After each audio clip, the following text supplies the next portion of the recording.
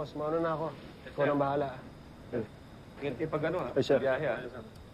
Kasi asikaso na lang yung complaint ni nanay sa palengke kanina.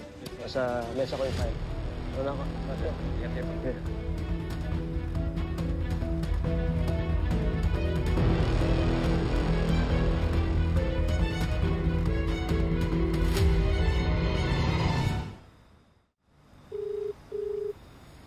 Ako pa tinatawagan, hindi naman sumasagot. Alam mo, kahit anong tawag mo dyan, kung ayaw kang sagutin, hindi mo talaga makakausap. Takot ako sa plano niya eh. Sana umuwi na lang siya. Ay nako, tama niya. Halika na, pumasok na tayo sa loob. Halika na. I want you gone, Lorena. Maglaho sa buhay ni na Wilfred.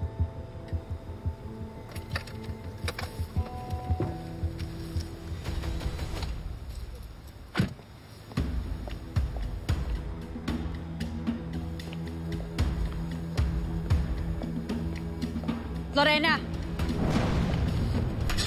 This is for kicking me out of this house. This is for kicking me out of the office. And this is for kicking me out of Wilfred's life! Hey! Ano nangyari? Bakit ako tulala ka dyan? Ini-imagine ko lang kung gaano kasarap sugurin at sakta ng babaeng yan. And I think I should just do it. Don't you dare, Ronnie.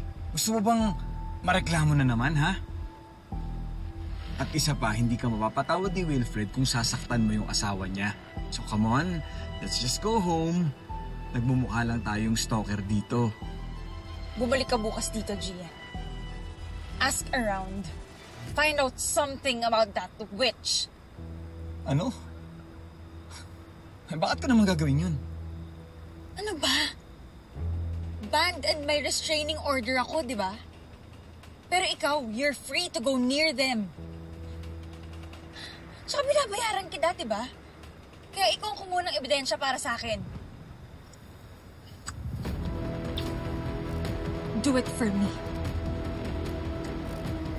I'll pay you whatever way you want. Tristan...